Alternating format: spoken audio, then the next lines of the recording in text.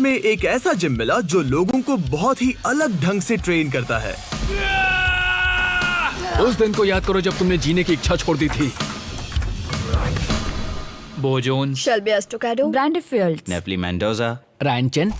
2009 में जब मैं 19 साल का था, 4 साल पहले। सब कुछ अचानक से बदल गया। एक विस्फोटक पर कदम पड़ा और मैंने अपने दोनों पैर खो दिए। मैं एक ट्रिपल एऑर्टिक एन्यूरिज्म का शिकार हो गया। एक स्नोबोर्डिंग एक्सीडेंट में मेरी रीढ़ की हड्डी में T6 इंजरी हो गई थी और मेरा स्टर्नम टूट गया। मैं बर्फ में स्कीइंग करने निकला। मैंने एक बड़ी छलांग लगाई लेकिन लैंडिंग देख नहीं पाया। मैं पीठ के बल गिरा और मेरी रीढ़ की हड्डी टूट गई। मेरे आंटी के घर एक फैमिली गैदरिंग में मेरे स्टेप डैड और मेरे बीच बहस हो गई थी। काफी बड़ा झगड़ा हुआ था। वो चले गए और शायद 2 घंटे बाद मेरी मॉम और मैं घर पहुंचे और वो मेरा इंतजार कर रहे थे। तो जब हम घर पहुंचे तो मेरी मॉम अंदर गई। वो अपनी सीट से उठे और दरवाजे की तरफ आने लगे और मैंने बस सुना कि नहीं नहीं नहीं, और फिर एक गोली चलने की आवाज। मुझे लगा कि उन्होंने मेरी मॉम पर गोली चलाई।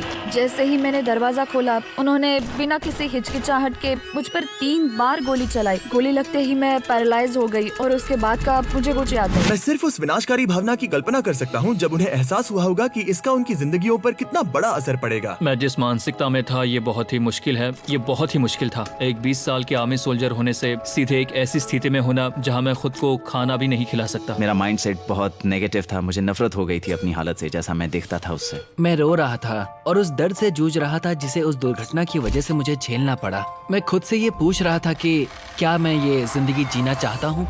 मतलब क्या अब ये जिंदगी जीने लायक बची है? मैं एक पैर ना होने के बावजूद जुजित्सु सीख रहा था। मैं आगे बढ़ना चाहता था, लेकिन फिर एक दिन ट्रेनिंग के दौरान मुझे अचानक बहुत दर्द हो रहा था। इतना ज्यादा कि मैं कार में बैठा और सुसाइड के बारे में सोचने लगा। इंजरी के बाद मैं लगभग 10 साल तक हर दिन सुबह जागता और सोचता कि आज वो दिन है जब मैं खुद की जान लूंगा। मुझे याद है जब आईसीयू में मेरी आँख खुली, उन्होंने बताया मेरा शरीर नीचे से पैरालाइज्ड है। लेकिन जब वो अपनी जिंदगी के सबसे मुश्किल मोड़ पर थे तब कुछ बहुत ही अमेजिंग हुआ।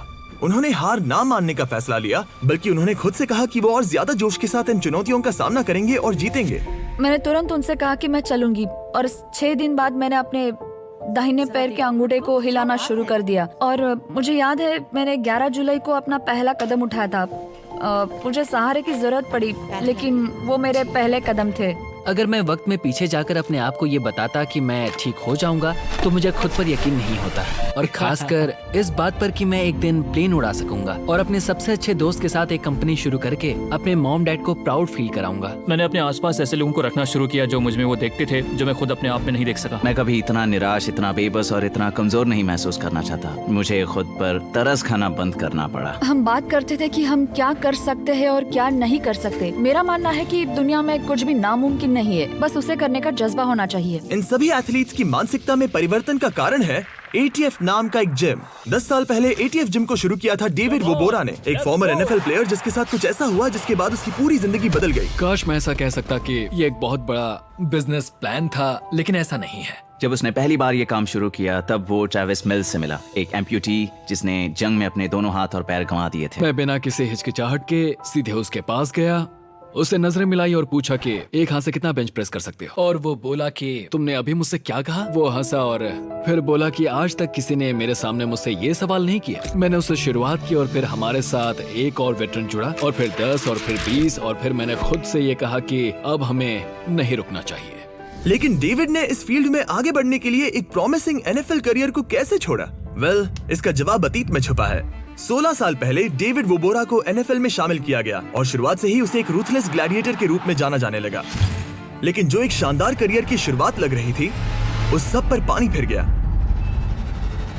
कंधे में भयानक इंजरी होने के बाद डेविड को अस्पताल में पेन किलर्स दिए गए जिनकी उसे लत लग गई और वो ओपियोइड क्राइसिस में अफेक्टेड 16 मिलियन लोगों में से एक बन गया। और रिहैब जाने और अपनी लत से छुटकारा पाने के बाद ही उसने प्रो फुटबॉल छोड़ने का फैसला लिया। मैंने अपनी जिंदगी में तरह तरह के ड्रग्स का इस्तेमाल किया है, लेकिन ऐसा कोई ड्रग नहीं है जो अमेरिकन प्रो फुटबॉल में खेलने के बराबर हो। टैकल करना और स्टेडियम का चिल्लाना, उससे बेहतर एहसास और कोई नहीं। लगता है जैसे मैं 7वें आसमान पर हूँ, जैसे पूरी दुनिया मेरी मुट्ठी में हो। ये अच्छा तो लगता था, लेकिन सिर्फ उस पल के लिए। और मुझे उस एहसास को वापस पाने के लिए फिर से वो करना पड़ता था। उसमें और जो मैं अभी यहाँ कर रहा हूँ उसमें फर्क ये है कि जब घंटी बजती है और मैं वहाँ मौजूद होता हूँ, जब कोई अपने मुकाम को हासिल कर लेता है, ये एक ऐसा एहसास है जहाँ मैं ये कह सकता हूँ कि अभी इस वक्त मैं यहाँ जहाँ हूँ इससे इम्पोर्टेंट और कुछ नहीं हो सकता। लेकिन फर्क ये है कि एहसास कभी जाता नहीं। इस जिम को लेकर मेरी सोच दरअसल ये नहीं थी कि हम दुनिया को अपने लिए बदलेंगे, बल्कि अपने आप को दुनिया के लिए बदलेंगे। अब ये तो साफ था कि हम डेव और एटीएफ के बारे में और ज्यादा जानने के लिए बहुत एक्साइटेड थे, तो मैंने डैन और डैरन को टेक्सास भेजा ताकि वो देख सके कि बीस फिलैंथ्रोपी इनकी मदद कैसे कर सकती है। एटीएफ शारीरिक या मानसिक इम्पेयरमेंट से पीड़ित लोगों के लिए एक फ्री जिम है, और इस जगह की अनोखी बात है ये सिस्टम जिसका नाम है स्वेट एक्विटी। हम सब एक साथ पसीना बहाते हैं और वर्कआउट के थ्रू एक दूसरे से जुड़ते हैं। और इनका वर्कआउट कुछ ऐसा दिखता है। गो। चलो चलो चलो, पुश पुश, तुम कर सकते हो। यस, कम ऑन, हाँ बिल्कुल ऐसे। एक जैसे अनुभव वाले लोग अपने साथियों की मदद करने में ज्यादा बेहतर होते हैं, क्योंकि वो उनकी चुनौतियों को बेहतर ढंग से समझते हैं। इस शेयर्ड एक्सपीरियंस और अंडरस्टैंडिंग ने एथलीट्स की एक ऐसी कमाल की कम्युनिटी बनाई है जो हर एक व्यक्ति को अपना हाईएस्ट पोटेंशियल हासिल करने में मदद करती है। घंटी तब बजती है जब कोई अपने पर्सनल रिकॉर्ड को हासिल कर ले या फिर कुछ ऐसा कर दिखाए जो पहले उसे नामुमकिन लगता हो। वो घंटी हमारे लिए एक सेलिब्रेशन है। हर कोई अपना जिम रोक कर वहाँ आकर खुशी से चिल्लाता है। ये हम सब के लिए एक इम्पोर्टेंट लेसन है। हमारे अपने संघर्ष और अचीवमेंट्स दूसरों को वो हिम्मत दे सकते हैं जिनकी उन्हें सख्त जरूरत होती है। कभी कभी आपको एहसास होता है कि दूसरों की मदद करके आपको जो ब्रेक थ्रू मिला है उसकी आपको जरूरत थी। मुझे अडेप्टिव ट्रेनिंग फाउंडेशन में आने का मौका मिला और मेरी जिंदगी बदल गई। वर्कआउट पूरा करने के बाद ब्रांडी एक नया पर्सनल वेट लिफ्टिंग रिकॉर्ड तोड़ने की कोशिश में थी। मुझे खुद पर डाउट हुआ, लेकिन मैंने अपना मन बना लिया था। ओ, तुम बहुत करीब थे। आसपास हौसला देने वाले लोगों का होना और ये पता होना कि मैं अकेली नहीं हूँ। बहुत बढ़िया। मैंने खुद से कहा कि मैं इस वजन को उठाकर ही दम लूंगी। कम ऑन, तुम कर सकती हो। Come on, come on, come on, let's go, let's go. Come on, तुम कर सकती हो। शाबाश, बहुत अच्छे, शाबाश ब्रांडी, तुमने इनमें से हर एक इंसान ने खुद से यही कहा कि वो हार नहीं मानेंगे, उम्मीद नहीं खोएंगे, बल्कि उठ खड़े होंगे और इन नई परिस्थितियों का डट के मुकाबला करेंगे। मैंने कर दिखाया और ये एहसास कमाल का था। मैंने कभी सोचा भी नहीं था कि मैं ऐसा कुछ कर पाऊंगी। मतलब 100 किलो उठाना कुछ भी नामुमकिन नहीं। इन कमाल के एथलीट्स की मेहनत देखने के बाद हमने डेव और एटीएफ जिम को एक स्पेशल सरप्राइज देने का फैसला किया, और उसके लिए डैन और डैरन एक गेम सेटअप करने लगे। ये रहे रूल्स, यहाँ आओ। जितनी बार तुम मेरे हाथों में सही से फेंकोगे, हाँ, तो मैं तुम्हें $50,000 दूंगा। $50,000 अगर तुम पकड़ पाए तो। अगर तुम चूके तो तुम मुझे $1,000 दोगे। और मुझे कितना पीछे जाना होगा? जहां से भी तुम फेंकना चाहो। 50,000। -1,000। क्या किया तुमने? आखिरी थ्रो के लिए डेविड ने ये जिम्मा डैन पर सौंपा, मगर डैरन ने इसमें एक ट्विस्ट जोड़ दिया। अगर डैन चूका तो तुम्हें कुछ नहीं मिलेगा।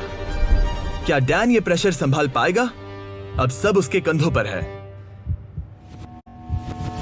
इससे पहले कि हम ये जाने कि डेव एटीएफ के लिए $2.5 लाख जीत पाता है या नहीं, मैं शाउट आउट देना चाहता हूँ हमारे पार्टनर स्टैंड टुगेदर को। स्टैंड टुगेदर कुछ समय से इस प्रोग्राम को सपोर्ट कर रहे हैं, और जब उन्हें पता चला कि हम एटीएफ के साथ काम करना चाहते हैं, उन्होंने हमें एक बहुत ही जेनरस डोनेशन दिया। बीस्ट फिलैंथ्रोपी की तरह स्टैंड टुगेदर का भी यही मानना है कि जब हम खुद पर विश्वास करते हैं तो हमारे लिए कुछ भी नामुमकिन नहीं होता, और डेव ने हमें दिखाया कि जब हम दूसरों को दिखाते हैं कि हमें भी उन पर विश्वास है तो इसका उन पर बहुत ही अच्छा प्रभाव पड़ता है। चलिए वीडियो जारी रखते हैं।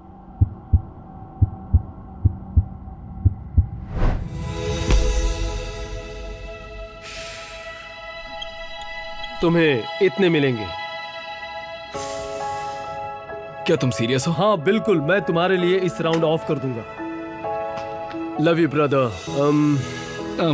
तुम दोनों का बहुत बहुत शुक्रिया।